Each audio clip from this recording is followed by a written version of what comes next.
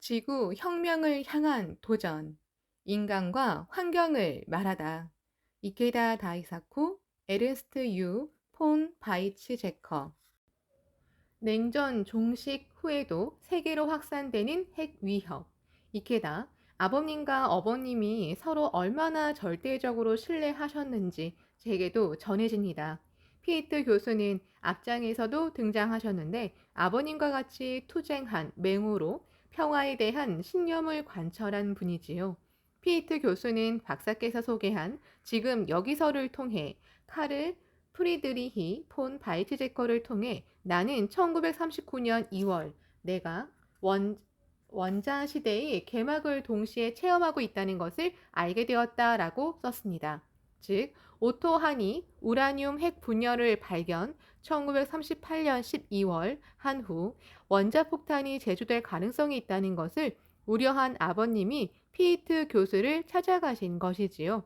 아버님은 원자폭탄에 대한 피이트 교수와의 대화를 강의집 우리는 어디로 가는 것인가 에서 수레하셨습니다. 두 사람의 결론은 세 가지였습니다.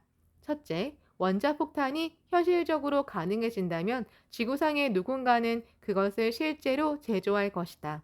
둘째, 원자폭탄이 제조된다면 인류의 현 상황을 고려할 때 언젠가 누군가는 그것을 전쟁에 투입할 것이다. 셋째, 원자폭탄에는 지금의 과학, 기술 시대를 향한 경고의 의미가 있지 않은가. 전쟁 행위가 제도화되고 나아가 계속 존재하는 한 기술 개발을 통해 항상 새로운 무기가 탄생하고 사용될 것이다. 대단히 유감스럽게도 두 분의 날카로운 예언은 적중하고 말았습니다. 바이트 제커.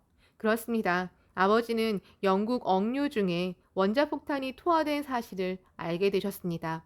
그때는 아무 연락도 없었지만 나중에 아버지가 말씀해 주셨습니다. 억류되어 있던 물리학자 그룹이 히로시마의 비극에 대해 들었을 때 라디오를 듣는 건 허용되었던 것 같습니다. 오토안이 그 자리에서 갑자기 내가 대체 무슨 일을 저지른 건가? 우라늄, 핵 분열을 발견한 일이 이러한 결과를 낳다니 라며 격렬하게 자책했다고 합니다. 이 외침은 말할 필요도 없이 그가 추후에 말한 우리는 핵무기를 지지하고 싶지 않으며 결코 지지하지 않는다. 또 결단코 용서하지 않을 것이다. 라는 외침과 함께 대단히 중요한 발언이 되었습니다. 히로시마의 비극을 알게 된 충격으로 오토와는 그 후 핵 확산 금지 조약, NPT 등의 지지 활동에 깊이 관여하게 됩니다. 이케다, 대단히 귀중한 증언입니다. 그 후 동서냉전의 긴장 관계가 오래 지속되면서 핵군비 경쟁이 확대되었습니다. 그리고 1961년 8월 베를린 시가지는 장벽을 기준으로 동서로 분단되고 말았지요. 바이트제커, 당시 우리 가족은 함부르크에 살고 있었는데 8월에는 휴가를 받아 오스트리아의 외진 산지 목장에서 머물고 있었습니다. 그곳은 전기도 라디오도 없는 벽지였지만 아버지가 작은 트랜지스터 라디오를 가지고 있어서 베를린에 장벽이 세워졌다는 소식을 알게 되었습니다. 그때는 자세한 것은 몰랐습니다. 추후 신문에서 상세한 기사를 읽었을 때 당연히 큰 충격을 받았지만 당장 우리에게 무슨 영향이 있는 것은 아니었습니다. 이케다, 베를린 장벽이 건설되고 두 달 후 저는 서베를린 당시를 방문했습니다. 베르나워 거리에서는 길가 기둥에 남아있는 생생한 총탄 자국도 보았습니다. 동쪽에서 서쪽으로 도망치는 사람을 노렸던 것이겠지요. 브란덴부르크 문 앞에도 섰습니다. 베를린 장벽은 인간과 인간을 갈라놓고 오만하게 우뚝 솟은 권력의 마성을 나타낸 것이었습니다. 그러나 저는 민중의 힘이 언젠가 반드시 장벽을 허물 것이라고 굳게 확신했습니다.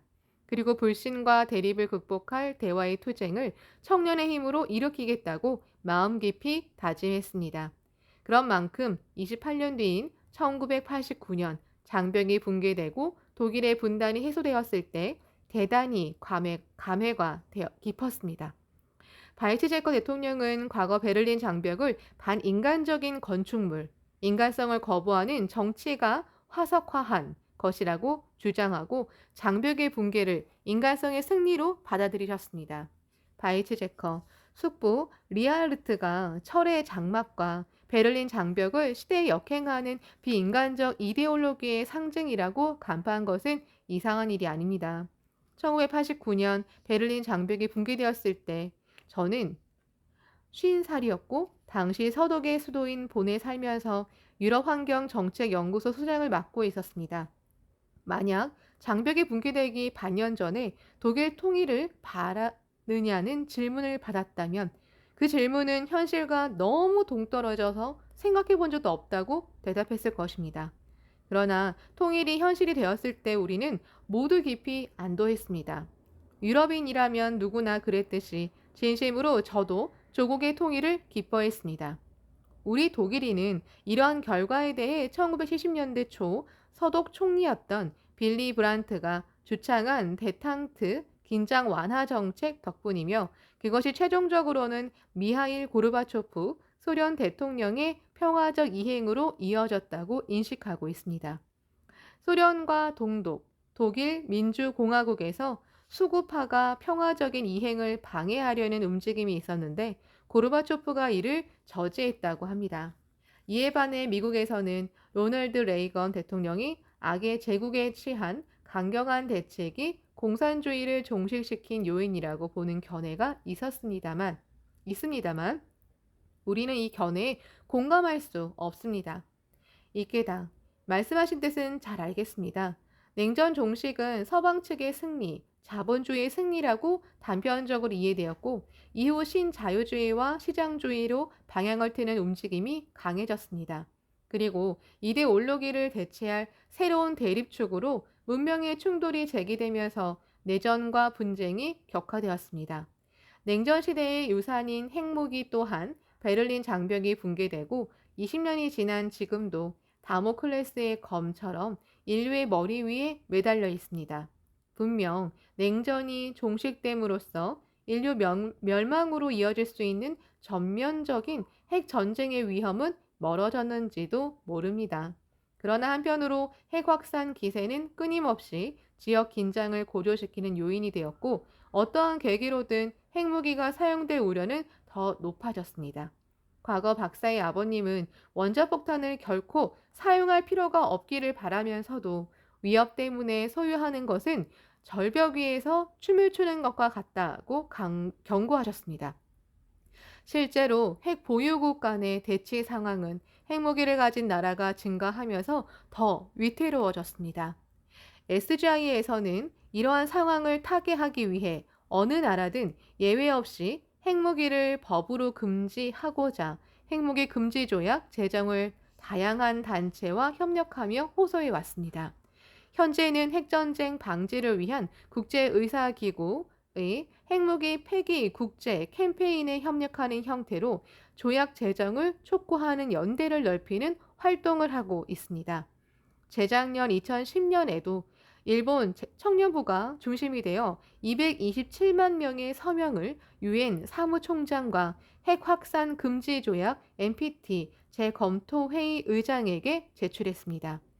또 세계 220여 개 이상의 도시에서 핵무기 폐기를 향한 도전이라는 전시를 개최했고 얼마 전 2011년 10월에도 독일 수도 베를린에서 국제협력 평의회 GCC 및 핵전쟁 방지를 위한 국제의사기구 독일 지부와 공동 개최로 전시회를 열었습니다. 그때 바쁜 일정 속에서도 바이츠제커 박사께서 유럽, 아시아의 평화 창조를 위한 연대라는 제목으로 강연을 하셨지요. 커다란 반향이 있었다고 들었습니다. 바이츠제커, 감사합니다. SGI가 추진하는 다양한 전시 활동은 대단히 중요하다고 생각합니다. 이러한 활동이 개인 차원에서 핵무기 폐기를 위한 의식을 개발하는 역할을 하기 때문입니다. 종교적, 사상적, 정치적 신념을 가진 광범위한 사람들을 결집해 평화 창조에 힘쓰는 다수파를 형성해 가기 위해서는 이러한 활동이 꼭 필요합니다.